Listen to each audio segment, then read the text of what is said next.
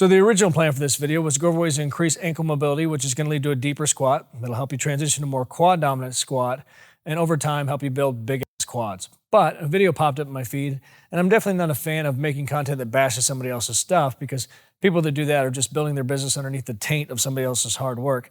Did make me realize though, there's a pretty controversial subject that I probably should cover, which is what's better for building muscle mass, compound exercises or isolation work? And for me, every time, it's isolation work. Let me start out by saying I've never understood why it's almost common knowledge in the gym that if you want to put any muscle mass, you gotta do compound movements, because people argue that's your foundation to the point where actually how you structure your workouts matter. You gotta do compound first and then finish with isolation work. To me, that's never been the case. And in fact, the way I train is a big fuck you to both of those.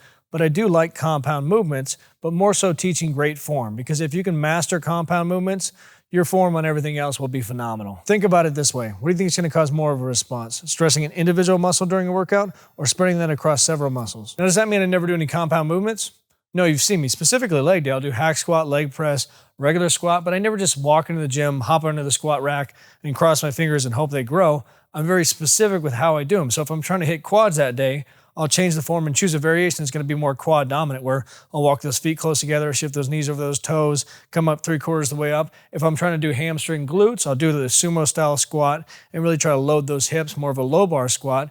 It's very intentional. So even my compound movements, I try to isolate them down to a muscle or muscle group as much as possible. And I understand you're gonna have to suspend some belief on this one to make it happen, because it's pretty much the opposite of what most people say. But I'm not saying it just to be contrarian. It's truly what I believe. It's what I've gotten people results with. But I do think it's funny how in the comments, you can see the exact moment where somebody's head explodes. I made a video where I talked about pretty much all my arm development came from really isolated dumbbell work, but mostly cable work. And there was a comment that said, there's no way that's true. I know he did barbell curls up to this point. He's full of shit. I bet my life on it. That's a weird fucking bet to make. I just said 30 seconds ago it came from cable work.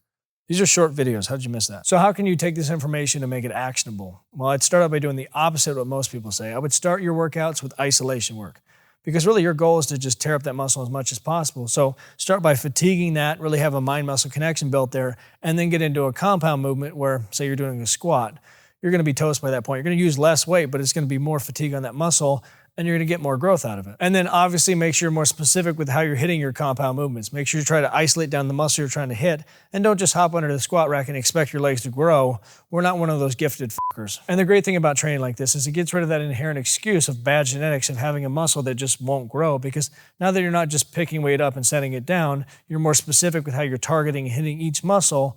It's just a matter of time of trial and error before you get that to grow. For instance, if you have an old man ass and it looks like you're smuggling around 2 Ziploc bags of gravy, then just make every single leg workout really targeted and focused around your glutes, and really turn every compound movement into a glute movement.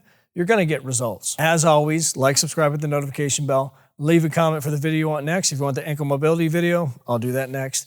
Get after it, get growing. I'll talk to you soon.